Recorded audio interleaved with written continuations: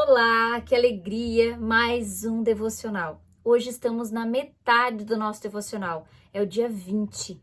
E eu fico muito feliz por você ainda estar comigo nessa jornada, por você não ter desistido no meio do caminho, por você ter persistido, porque é assim que você consegue realizar os seus sonhos e viver a vida extraordinária que Deus tem para você viver.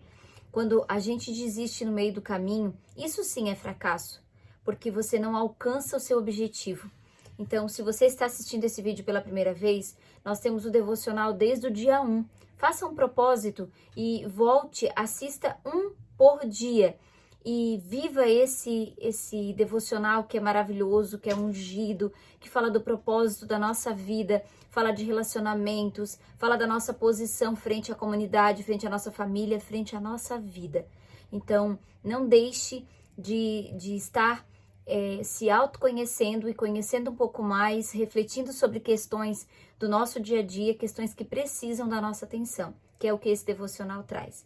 Então, vamos iniciar o devocional do dia 20 e tem como título Restaurando a Comunhão. E o versículo que o autor escolheu para colocar aqui foi 2 Coríntios 5,18, que diz assim: Deus restaurou o nosso relacionamento consigo mesmo por meio de Cristo e nos deu o ministério de restaurar relacionamentos. Este capítulo de hoje vai falar acerca disso, como restaurar relacionamentos, como ter, como criar, como manter relacionamentos saudáveis, relacionamentos puros, relacionamentos de verdade, que é o que Cristo quer que nós cultivamos na nossa vida. E aí o autor começa: sempre vale a pena restaurar relacionamentos. Uma vez que a vida consiste em aprender a amar, Deus quer que valorizemos os relacionamentos e nos esforcemos para mantê-los, em vez de descartá-los, sempre que houver desacordo, mágoa ou conflito. Não descarte os relacionamentos, tente olhar para eles e tente mantê-los, mas mantê-los de uma maneira mais em paz. Esse nosso dia de hoje traz esta reflexão. E o autor ainda continua: a Bíblia diz que Deus nos deu o ministério de restaurar relacionamentos. Por esse motivo, boa parte do Novo Testamento é dedicada a nos ensinar como lidar uns com os outros. E Paulo aconselha: se vocês receberam algo bom por seguir a Cristo, se o amor dele fez alguma diferença na vida de vocês, se estar numa comunidade do Espírito significa algo para vocês, façam-me o favor. Concordem um com o outro, amem um ao outro, sejam amigos de verdade. E Paulo ainda fala que a habilidade no trato com as pessoas é um dos traços do cristão maduro. O que é um cristão maduro? É um cristão maduro na fé. Quando nós começamos a entender e a sentir Cristo na nossa vida, é como se nós nascêssemos de novo. E aí nós vamos nos alimentar devagarinho, ouvindo de uma maneira mais singela, sem muita profundidade. E quando a gente vai amadurecendo na fé, é que nós vamos ter este amadurecimento, que é o que Paulo diz aqui na carta aos Coríntios. Então lembre-se, para que você tenha esse amadurecimento, você precisa crescer na fé. Você precisa estudar, você precisa ler, você precisa refletir. E aí o autor continua: se você deseja a bênção de Deus na sua vida e quer ser conhecido como filho de Deus, aprenda a ser um pacificador. Jesus Cristo disse: Deus abençoa os que trabalham pela paz, pois eles serão chamados filhos de Deus. Note que Jesus não disse: bem-aventurados que amam a paz, pois todo mundo ama a paz. Não é bem assim que acontece. E ele nem disse: bem-aventurados os pacíficos, que nunca se incomodam com nada. Ele chama bem-aventurados os que trabalham pela paz, aqueles que procuram efetivamente solucionar conflitos. Pacificadores são raros porque promover a paz é um trabalho muito difícil. Quando tem conflitos na nossa comunidade, e aí eu posso até pensar e trazer para mais perto, né? Nós estamos aqui falando na comunidade, nos irmãos da fé, mas eu posso até trazer para mais perto. Olha os conflitos quando é gerado um conflito do casal, marido e mulher. O que acontece? Muitas vezes fazer as pazes, né? Muitas vezes solucionar aquele conflito dá trabalho. Daí um fica esperando pelo outro, um fica esperando pelo outro. E aí muitos casais ficam dias e dias sem se falar, sem trocar uma palavra, porque ficam com mágoa, com rancor. Começa dentro de casa e aí isso se estende para a nossa comunidade de fé. E o autor ainda continua: você foi formado para ser parte da família de Deus. E o segundo propósito de sua vida aqui é aprender a amar e se relacionar com outras pessoas. Por isso, promover a paz é uma das habilidades mais importantes que você pode desenvolver. Infelizmente, a maioria de nós jamais aprendeu a resolver conflitos. Nós não aprendemos a resolver conflitos, mas a palavra de Deus nos ensina. Provérbios ensina, os Salmos em oração ensina, Mateus, a carta de Mateus, Marcos, Lucas, João, que trazem as parábolas de Jesus. Jesus ensina como resolver conflitos. Então, não nos ensinaram, mas nós podemos buscar aprender e aprender da maneira certa, conforme a palavra de Deus nos ensina. E olha que interessante o que vem a seguir que o autor coloca. Promover a paz não é evitar conflitos. Fugir de um problema, fingindo que ele não existe, ou ter medo de falar sobre o assunto é, na verdade, covardia. Lembre-se disso. Primeiro comece pela sua casa, depois você leva para a comunidade cristã. Quando você tem um problema dentro da sua casa e você não quer resolver, isso é covardia. Quando você tem um problema dentro da sua casa e você tapa os seus olhos e finge que não enxerga para não ter que tomar uma decisão, para não ter que tomar uma atitude, isso também é covardia. E isso não é resolução de conflito. Não adianta tentar colocar para baixo do tapete o problema vai continuar existindo e ele vai aumentando se você não tomar uma posição. E ele continua: Jesus, o príncipe da paz, nunca teve medo de conflitos. Em determinada ocasião, ele provocou um conflito para o bem de todos. Então veja, olha que importante o que vem a seguir. Há momentos em que devemos evitar o conflito, mas há ocasiões em que precisamos criá-lo. E situações em que precisamos solucioná-lo. Por isso, precisamos orar, pedindo a contínua direção do Espírito Santo. Promover a paz também não é apaziguar, ceder o tempo todo, agir com subserviência e permitir que os outros sempre o reprimam, não era o que Jesus tinha em mente. Ele se recusou a ceder em muitas questões, sustentando seus argumentos diante de qualquer oposição diabólica. Ou seja, Jesus Cristo se posicionava. Por isso a importância de nós cultivarmos o nosso secreto com Deus, para que nós tenhamos intimidade com o Espírito Santo, para que ele nos diga, nos mostre o caminho para a resolução de conflitos. E eu digo a você, ele mostra a melhor maneira de resolver conflitos. Não é fugindo que a gente vai solucionar um conflito. Pelo contrário, você precisa enfrentar o conflito e pedir a unção para fazer da melhor forma. Em determinados momentos, você precisa criar um conflito para vir a solução. Olha que coisa, né, que Jesus nos ensina, porque Jesus criou o conflito para vir a solução.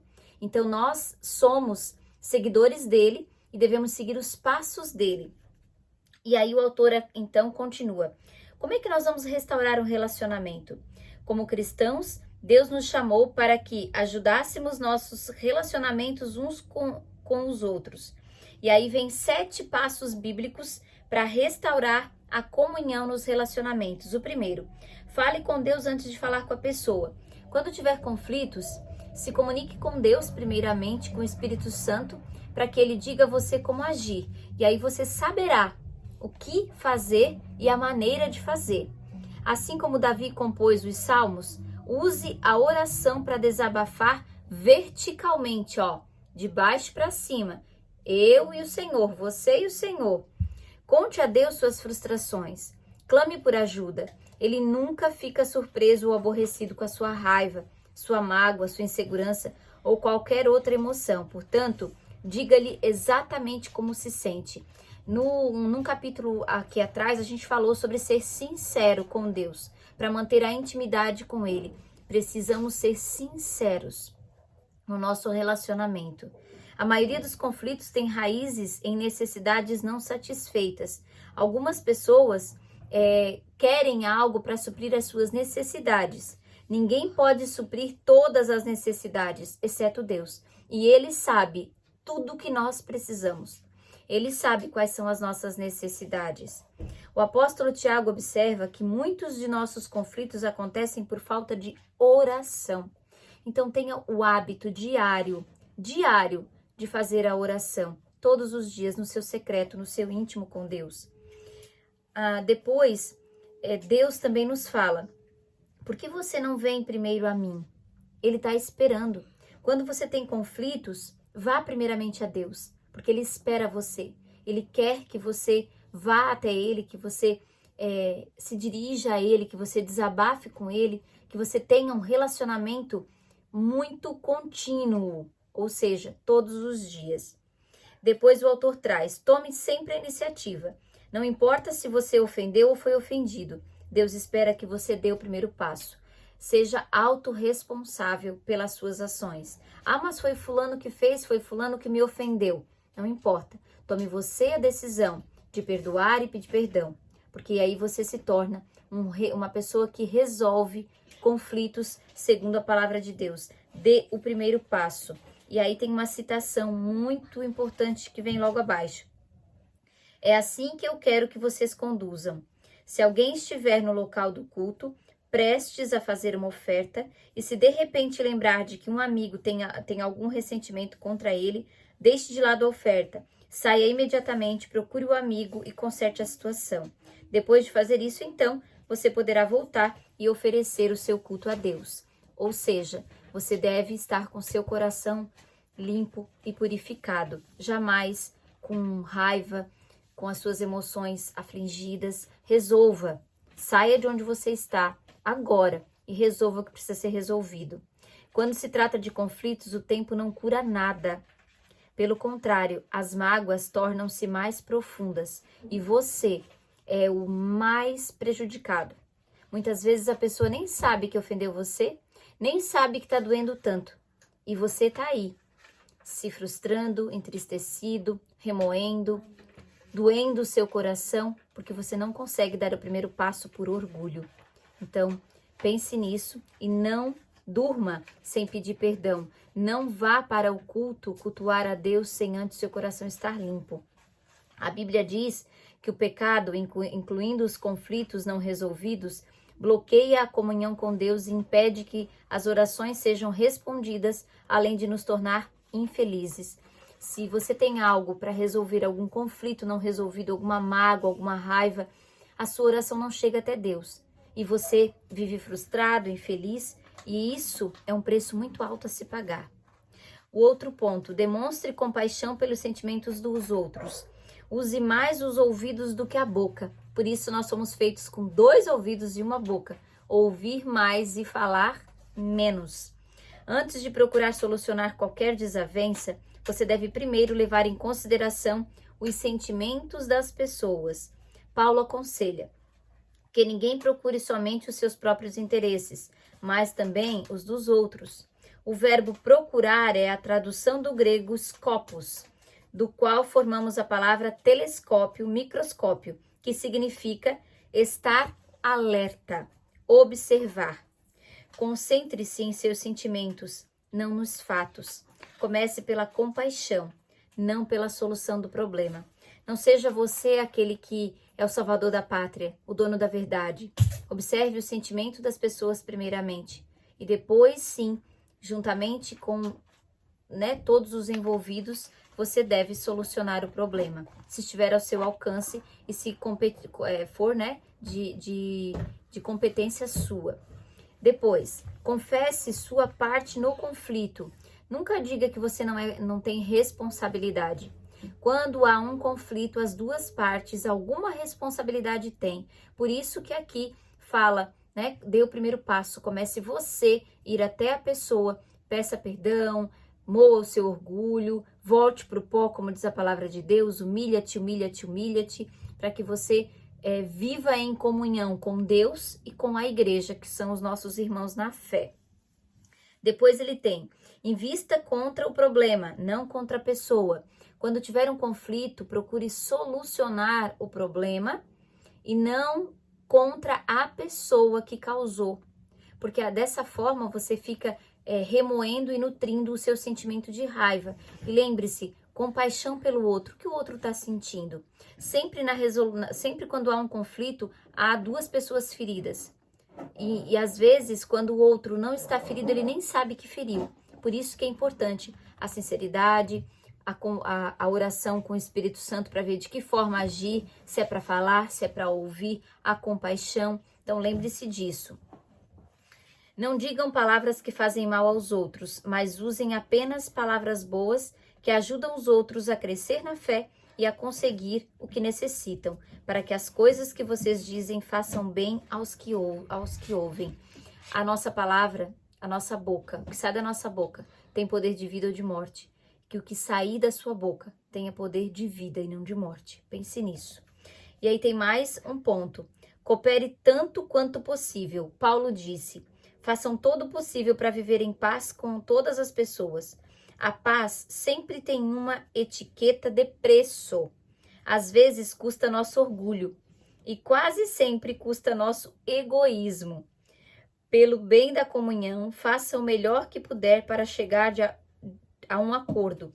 Adapte-se aos outros e mostre preferência pelas necessidades deles. Uma paráfrase da 7ª bem-aventurança de Jesus diz: bem-aventurados são vocês que conseguem mostrar que cooperar é melhor que brigar ou competir. Desse modo, irão descobrir que vocês realmente são e o lugar que ocupam na família de Deus. Veja bem, você precisa cooperar para o bem. E aí vem um outro ponto. Enfatize a reconciliação e não a solução. A solução muitas vezes não está nas suas mãos. Então reconcilie-se. A ilusão é esperar que todos concordem a respeito de tudo.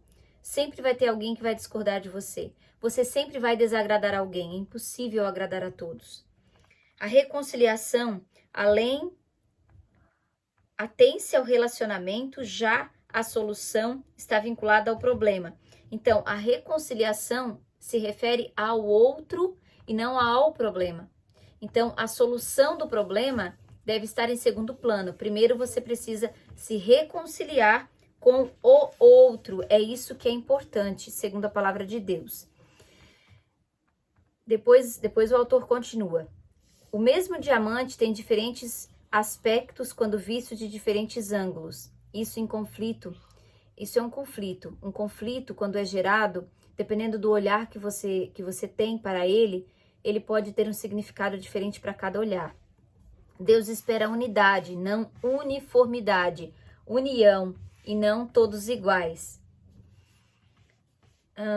Podemos caminhar de braços dados sem concordar com tudo. Você pode respeitar a opinião do outro. Não precisa concordar, mas você pode caminhar ao lado do outro, concordando com aquilo que Deus diz. Reconcilie-se e não solucione o problema. Aí, olha que interessante. Isso não significa que você deva desistir de encontrar a solução. Talvez você precise continuar conversando e até mesmo discutindo, mas faça isso com espírito de harmonia e em oração com o Espírito Santo. E aí então ele vai terminando. Quando você tenta promover a paz, está fazendo o que Deus faria. É por isso que os pacificadores são chamados filhos de Deus. E nós somos filhos de Deus, então precisamos nos tornar pacificadores dos conflitos. E aí vem a pergunta do nosso devocional de hoje. Sempre vale a pena restaurar relacionamentos. E o versículo para memorizar. Façam todo o possível para viver em paz com todas as pessoas. E a pergunta para meditar. Com quem estou precisando restaurar meu relacionamento? A resposta é sua. Anote. E logo depois tome uma atitude. Vá até a pessoa e restaure, porque a decisão é sua e você é o mais beneficiado com isso. E eu espero você então para o nosso devocional, para mais um amanhã.